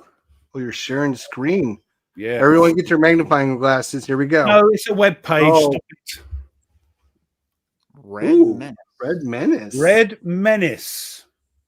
$6.99. It's print and play. You can get the box version for it from who's the guys that do the print stuff? Blue Panther? Not Blue Panther. They do all sorts of games, all board games and things. Print on demand thing. I can't remember their name. I'm not sure. Not Game Found, Game something. Anyway, I got this version, and as you can see, it's a little bit of a lot of print stuff and all that sort of thing. But I've done a playthrough of it. There's the counters, and there's random events and cards and all this sort of thing. And it's a great game. It's a what if there's nuclear bombs in it, and you're trying to stop the Soviets from bombing Canada and America and England or UK, and as they come down, you're trying to stop them. There's a bit of print and play. I printed the thing out, and I know. Thanks, Ian. But oh, Ian, you're such a he's a sodomy. Oh, I'm sorry. I mean, the counters. I've done the counters. They look pretty okay. So, You know me, I do like a bit of print and play, but it's a great fun game. And I've done a playthrough of it on the channel, and it all happens. They're all coming down. Suddenly it's all quiet, and suddenly it's all coming down. You've got to stop these, and they may drop nuclear bombs. You can drop nuclear bombs. It's very PC, but great fun. So there you go. It looks cool. Yeah, for sure. What do we call it? Let me just scroll up there for you. Red Menace. Oh, nice. Check it Not out. a bad price either. $6.99. Printed out. You have to print it out. That's the only thing. You can buy it, and I can't remember the name. I'll try and find it while somebody else is looking up their stuff. Game Crafters. Right? That's the one. Thank you. I think it was Game something. Thank you. Yes, but it's I never heard of that, to be honest. Yeah, but it's about $65. Yeah. Mm-hmm. They're the guys that got the printing. Sorry, of my that game I played with Red Storm. I played with Tweez. They had cards you could have with it, so that's where I got them printed. Sorry, I'm interrupting. Off you go. All right, my number 3, whichever way you want to start with, from number 5 or number 1. You still got number 3. All right. Still get number 3. Is Case Yellow 1940.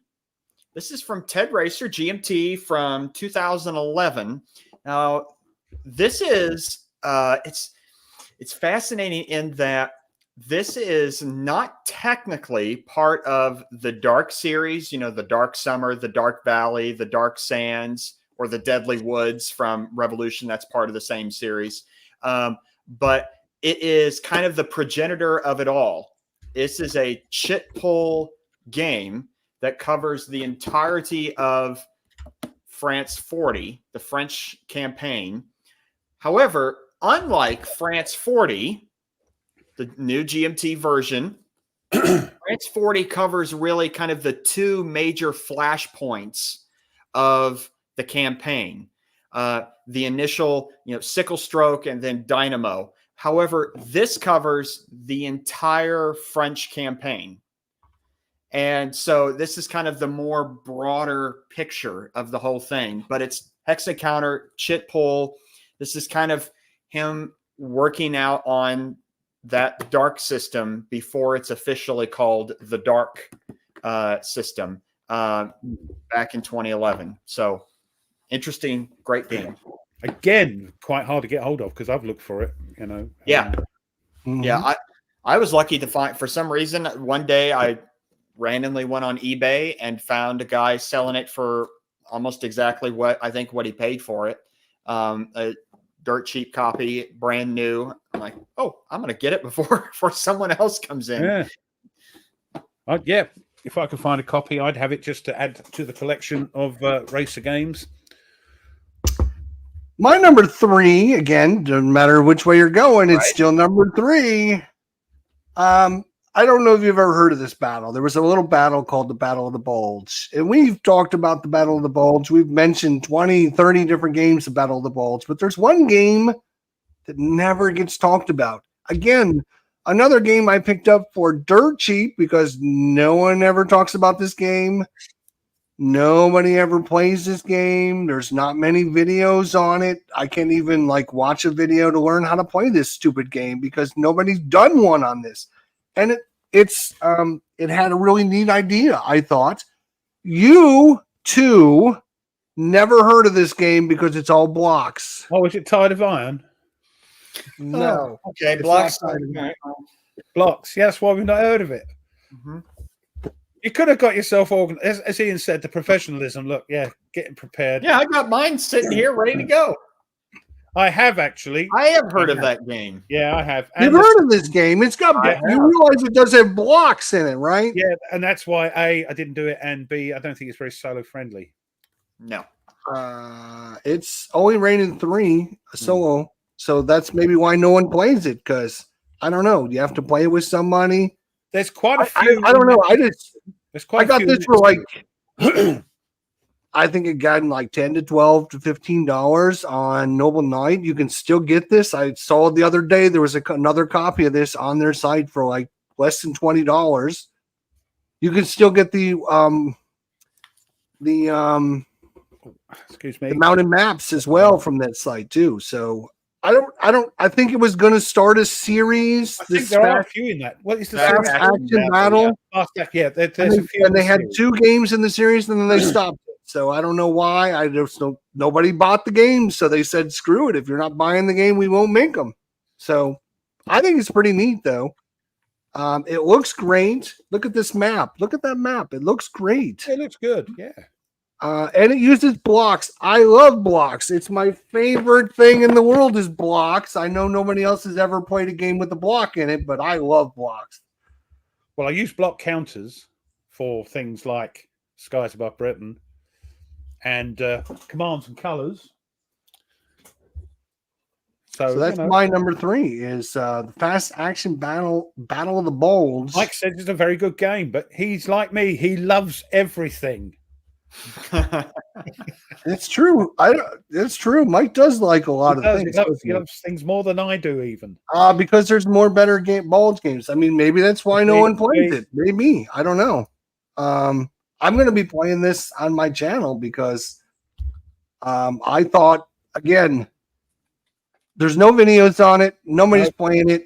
I got it. Maybe I'll make a video and maybe somebody will be interested in picking this game up. I think maybe a lot of YouTube wargamer channels, especially, aren't duos apart from, Players Aid. Maybe that's why. Maybe, it's very awkward to play. Be interesting to see you play it. Who knows? Yeah. Never say never. Is it me? Yes, it is you. Now this one is. I got this when this came out, and you can still get it. It's not cheap-ish in the scheme of things, but there's only myself and Stuka Joe have done a full playthrough of it, and I was just as successful as Joe when we played it. But it's a blooming good game, and I think it needs a bit more love. States of Siege thing, lots of decisions in this one because you've got to move. Are you going to spend it on resources? You're going to build up this. You're going to do this, or you're going to do that. You've only got a certain amount of points, and it is multi-besieged. I think this needs a bit more out there. A little bit more love. Okay. A little bit more love. A great game. Nice solitaire game to play. I love that front cover. Mm-hmm. Yeah, and again, it comes as a sleeve. Yeah, it's a sleeve, and but the map is. I mean, the guy that designed the map was moaning a little bit. It was Charlie. I think it was Charlie Kibler designed the map, and he was. It's got like a black and white sort of hatching along the side, and he wasn't happy about that. But apart from that, it's a cracking game. Cool. And like all solitaire games, very good solitaire games, hard to win. Does it have blocks? Go get it. Is it blocks? Get out of here. What's yours? What's your name? Let's go, Nate. What do you got, buddy? Look at that. He just basically kicked me off the show there. So my next game, I've mentioned it a couple of times. I put it on some list here and there, but I still think that it's not gotten the attention I think that it deserves for how good it is. War for America. Well, that's what's his name? Gilbert Collins. Gilbert, yep. Good YouTube channel. Love watching his stuff. But this game, he's so laid back. Very, and the thing that gets me, he uses these tweezers like it's got Tipex on the end of them. But I'm great. I love him. Great character. I had followed this game ever since I first saw him. He was doing videos on the playtest material that he had at the time and was doing playthroughs of it. And then I followed this game very, very closely until I got it and just dove right in and absolutely love this game.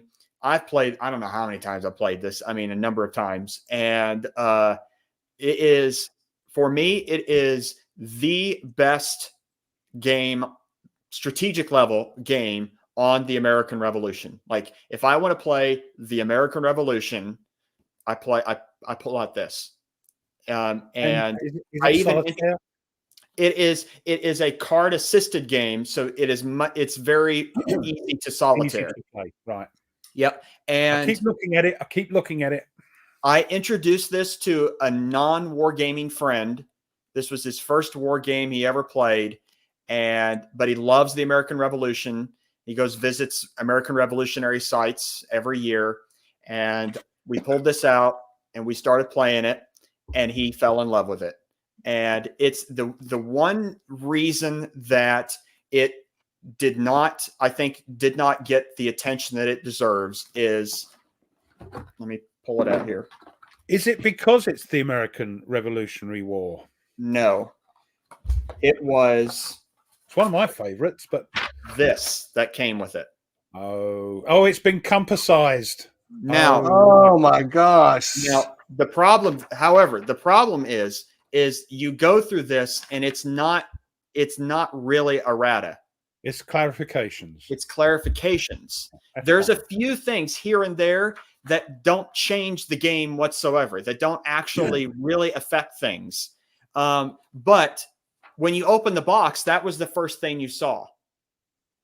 And so, of course, oh my gosh, what's wrong with this game? I've just been X on this, and this is what I see. Yeah, I get it. Right. If However, if you just spent a little time, just looked at it a little bit, it wasn't hard. Like what they should have done, if that was going to go in the top of the box, they should have put in big font across the top clarifications rather than errata or whatever they put there. Right. I mean, it says corrections and clarifications.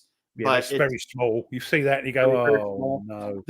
The other thing that this game had was people complained for some reason about the rule book, that they couldn't understand the rule book. The rule book went through. There's now like version 3 you can download online. And it's fine. There's nothing wrong with it. However, I had no idea why there needed to be a version 3 because version 1 was perfectly fine. Yeah, but and I understood it. Nate, not everybody's doing a PhD on the ancient history of the Romans. You're a clever man. People like me don't get it. I go, no, I don't get it. I mean, I understand that. However, this is something, I don't want to go off to another tangent, but this is something where I think that people, when they're looking at a rule book, they read into it what they want to read instead of reading exactly what's there and taking it literally, as opposed to. Yeah, so that reminds me of what my art teacher said in secondary school. He said, draw what you see, not what you think is to be there. Which is what you're saying. Yeah, read the words, not what you think it means. Read what it means. It's a very easy game to get into, and it's super deep, and really, really good. Edward, there is a little bit of what's name with combat, but not too much, and I wouldn't worry about it. All right, my number 4, because I was counting down. I bet you do, David. It was interesting because I've talked about this game. I've done some videos on this game. I actually went through the extended example of play because there's 2 games in this series. I talk about this game all the time. It was available for people to P500 on the sale, and I didn't see one person pick up a copy of either one of these games. And I'm so disappointed because, to be honest, these games are going to be in my top 100 games of all time. It's one of these games that nobody plays, nobody talks about, and I don't know why. What am I missing here? So let me pull it down. It's on the shelf. Intelligence. I don't know. What do you think, Nate? Yes, that's a bit harsh, Nate. Come on, calm down. we speak with love. Yeah, we do. We say. Yeah. Anybody else say it? We'd duff them up, wouldn't we? We'd have them.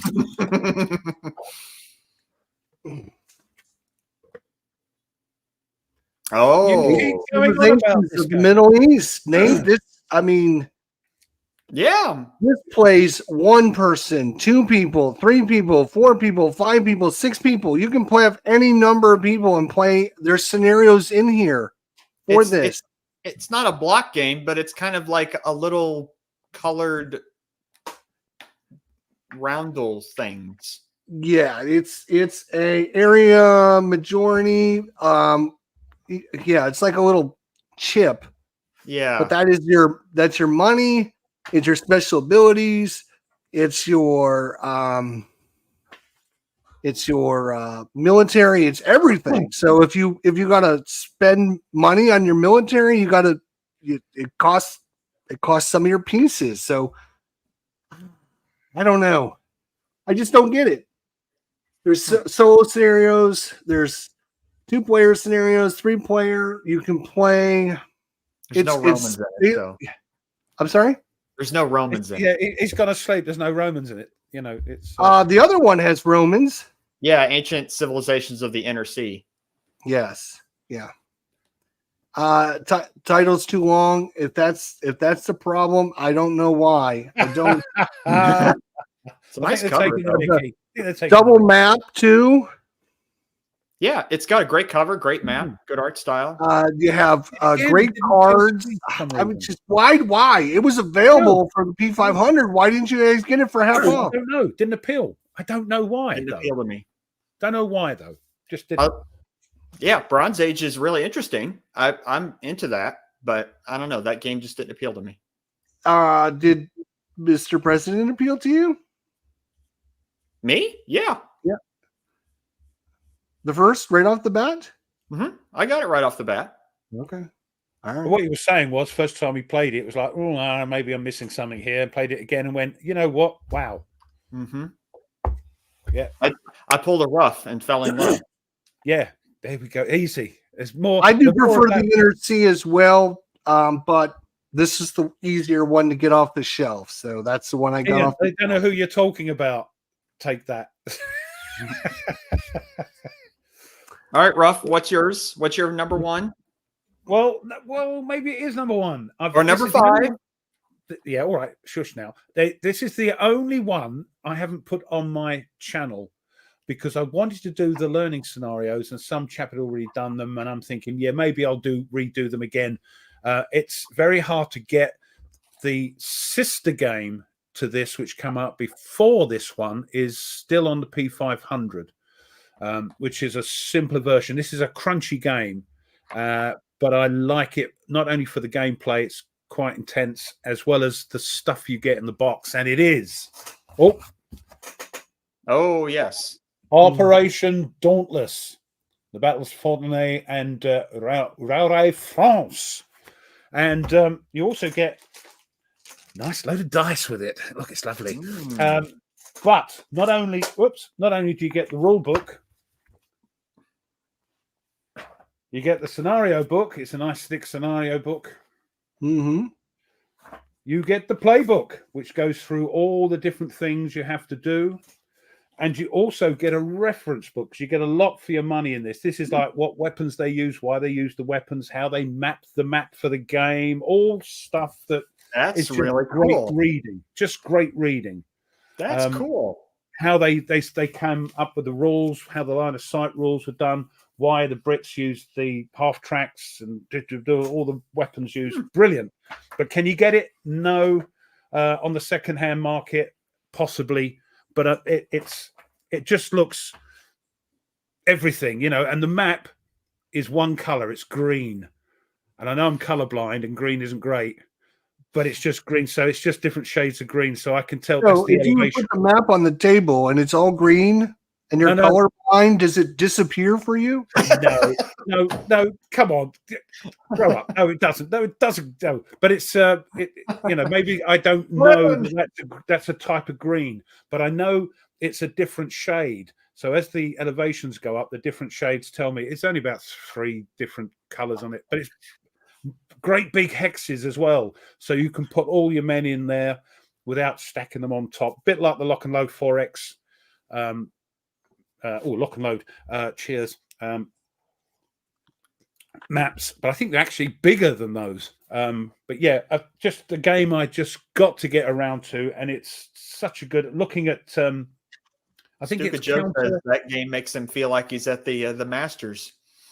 Yeah, the sister game is the one, the Finnish War, Ian, that's on the P500 Red something or other. I can't remember the name. I'm waiting for that to come through. It's not as crunchy as that one. But yeah. Is it Counterpoint or Counter? Somebody did the Captain C. Never heard of that. Hold on, did the tutorials. But I want to do them. I want to redo them. Right. Cool. What's the sister game of that, Ruff? Yeah, red something. Let me check. I shall be right back. Red Winter? Red Winter. Yes, thank you so much. That's it's still on the P500. Yeah, Red Winter. It's not as crunchy as that, but it's a great Finnish, Russian Finnish conflict. So yes, that's Cool. my lot. Operation. Cool. All right, Nate, what do you got, buddy? Mine is called Nations in Arms. This is kind of the Every one of yours from Compass? Do you have some stock in Compass that we don't know about, or what? Are you sponsored in the back by Compass? Interesting. Yeah, 4 of 5 of these are Compass games. Interesting. I did not plan. I didn't even think about that when I was pulling them out. They do. To be fair to Compass, they do great games. It's just I wish they'd take a little bit more. Yes. You know what I'm saying, right? Yeah. But, a lot of their games, I should say. I mean, I enjoy their games. I like Compass a lot, but they could use a little more development time. But they have gotten better over the years. Yeah. And I've got a few of them now. Nations in Arms. This is kind of the game that you could compare it with, like War and Peace. This is kind of like War and Peace. It's got the same kind of scale, like the map of all of Europe here, North Africa and Egypt, and but it's a card assisted game, but it also uses chit pool to activate, so it's fairly solo friendly. And however, the downfall of this game when it first came out and why it doesn't get a lot of attention, and it's a sort of a hidden gem, is the first edition rule book was horrific. And the second printing rule book is a little bit better, but it's still really rough. Instead, if you want to play this game, you go get the fan rewritten rules on BGG to play this. Because again, this is from the same designer as Pits War, French designer. So kind of the translation of it is kind of lost as it comes to English. But good game, really good game.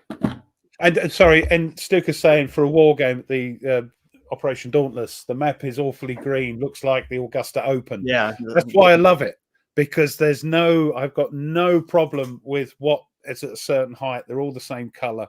So yeah, love it. Yes. Yep, I've seen that game. Yep, Napoleon against Europe. Yep.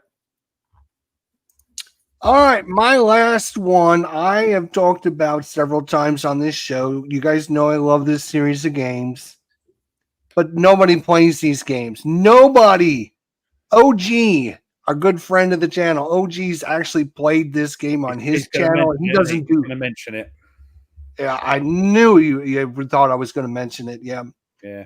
I think it's a great game, great series. I keep threatening you guys that I'm going to be doing videos on this, and I swear to God, I am one of these days when I can get around to it, and I'm not, not overwhelmed with stuff. But yeah, it's a great game to learn, to pick up, to play. I think it plays fine solo. There is some pre-programming, but you can pre-program somebody and then randomize movements of ships to your heart's content. Of course, I'm talking about pick any one of the series. I'm talking about Second World War. You got us right. So this is a good one. I really think, but again, go on the internet and try to find somebody playing this. Pricey, and try and they're quite pricey as well, aren't they? Some of the newer ones are a little bit pricey, but I mean, I was picking up some of these games for $10, $20 a piece. I got like 4 or 5 of them now. They're not that bad. Oh, that's I'm sorry. Go ahead. Sorry, I'm just going to say Great Battles of the First World War, is it, or second? Great Battles. Second Great Battles. World is Second World War at Sea. Yes, Second World War at Sea, and then the first one is Great Battles. What the hell is it now that you've got me? I've done it now. That one that you got said, the big one, that's expensive, isn't it? That's the one I was going to get down, but it's up there. Late Golf. Yeah, I know at your age, you've got to be careful. Yeah.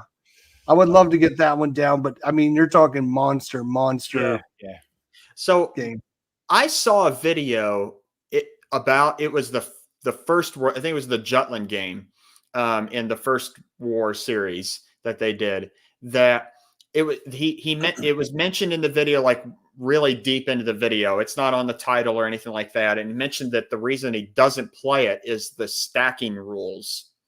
That you could stack all the ships sort of in one, like when you're doing the tactical level.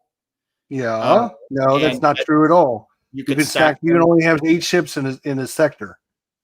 Okay, but still 8 ships. He Right, likes 8 ships. Yeah. he likes seeing ships in a line as opposed to 8 ships in one. For him, it was the visual look of the game. Didn't look as cool of having 2 stacks roaming around instead of. I see what he's saying. Flying colors plays and looks better than this does because this is more abstract. Sure. It's not as in depth of a game as Flying Also, Colors is. Solitaire, it's not great for solo play, is it? That's to be debated because, like, again, you can have there's a solitaire chart where instead of pre-programming things, you roll a die and it randomly moves things around on the map. So you don't need to pre-program everything. So that takes part of the problem out. Just be quiet now and don't say anything else about it. All right. Sure. The other thing I will say is, even if just like Atlantic Chase, like if 2 fleets come together, it doesn't mean they automatically battle. You have to still find because each square represents like 100 miles of ocean. So just because 2 paths cross doesn't mean you're going to have a fight. So even if I know where your ship is going, I can go to the spot. But if I arrive too early or too late, I might not have a fight. So anyways, those are our hidden gems. I think we did good. What do you guys think? It was great. Yeah, I think I like your guys' suggestions. There's a couple that I'm interested in maybe checking out and finding out, and hopefully some people out there will watch this and check out some of our games. That's all we're doing, is trying to introduce you to a few games that maybe you had never heard of. And maybe you go, yeah, that one looks interesting now. Maybe you'll try it out and see what you think. Right. Hope so. Had some good suggestions in the chat as well. So yeah. I've been sorry. I've been a lot of chatting going on, so I haven't been able to put everything up there. So if I missed your game, I apologize. But thank you for all your suggestions. Yeah. And yeah, I think we did a good job of, just giving people a good idea of all the different games that are out there. I'm sure there's tons and tons more. So if you guys are on YouTube and you're watching this later, and if you think of a game or a couple games and you want to talk about them, put them in the chat down below. And Tim, he's saying my first choice is Lock and Load Tactical. Great tactical game, but tough to find face to face. You can, especially with the new ones, play solitaire. So it's got the solitaire pack in it, but you probably knew that anyway. But yeah, great game. For sure. Nate, what you got coming up this week? Anything important? You got any? Well, I'm going to finish clipping Norman Conquest, but then I don't know. Every week I say something on this show, and then like the next day I change my mind. But at least for right now, presently, the plan is to try to play Tanto Monte at some point. But we'll see. What about you guys? What's going on in your channels? Ruff, what do you got? Well, just getting on with the videoing of Skies Above Britain. It takes an age, as you know, so bear with me. I don't want to do as best as I can so people enjoy it. There'll probably be a few mistakes again because of the lack of time. So that's going to be taking up. I want to get that finished. Got 3 more to do. And then we can get on to something else. Ian, yes, Bomber Command has a lot of hidden, I don't know if you can see it, I've got it down there. A lot of hidden stuff, so it's a bit awkward to play solo. But yeah, that's what I'm up to. Cool. Yeah. Great. I have got I've actually got a game that I am ready to go and try out again tonight. I've got it all set up ready to go on the table there. A little where's my box now? It's probably been moved somewhere. It's right Horn behind of you. Africa. I see it. Oh, you see it? I do. Oh, yeah, there it is. So I got a little Twilight Struggle I'm going to be playing. This is one of these games. I played it when I first got it, but this, as Nate just talked about, you play a game and you're like, and I figured, let's give it another chance. So that's what we're doing. We're giving it another chance. I'll probably like it a lot more because when I played this the first time, I had never played Twilight Struggle officially. I've played it with my buddy who was like an expert, and so I was just like, which card should I play? I don't know. He's like, yeah, pick that one. He's like, go play this card. You've been blued. Exactly. So I'm looking forward to giving this one another 2 or 3 sessions and maybe do a review on it this week and see how it goes. And then maybe I'll counter clip my new Road to Berlin and enjoy those marmalade maps. Rough, yeah, I know. Marmalade. I know, that's what I call them, marmalade maps. They're just, you just got to look through it and the gameplay. I just love it. I can't help it. I just, because you got me onto that when I was pretty new to this sort of thing. And of course, your first love, isn't it? One of your first loves. You never forget. That's right. That's right. Yeah. Next week, are we doing Nate's again? It's Ruff's channels with Ruff's idea. Is it my turn? Right. Okay. Oh, your turn? Okay. I think of something. Back over to Ruff's channel there next week. So looking forward to that. If you've got any ideas for something you'd like us to chat about and chew over, put a suggestion on Tech Up, and that will help me out because finding these subjects that could appeal to everybody, is a tough deal. But we'll do it anyway. Yep, and don't forget, guys, last couple days on the Kickstarter for Flying Pig Games, 65 squad battles in the jungle of Vietnam, 2nd edition. Just a few more days on that one, so please go and support them. And if you're interested in that game, and I've jumped in on this one, and it's going to be a good time. And once it's released, I'll be able to put it on the channel for you guys. So. Looking forward to that. Cool. All righty, well, everyone. Press agent on it. Nordic's going to leave me some subjects, some ideas. Oh, okay. There you go. So check it out over on the Facebook channel. On the Tech Up. Everyone have a good week. We'll see you next week over on Ruff's channel. Until then, my friends, everyone, take care of yourselves. Be safe. Get well. Stay healthy. And we'll see you all next time. Bye for now. Bye. Mwah.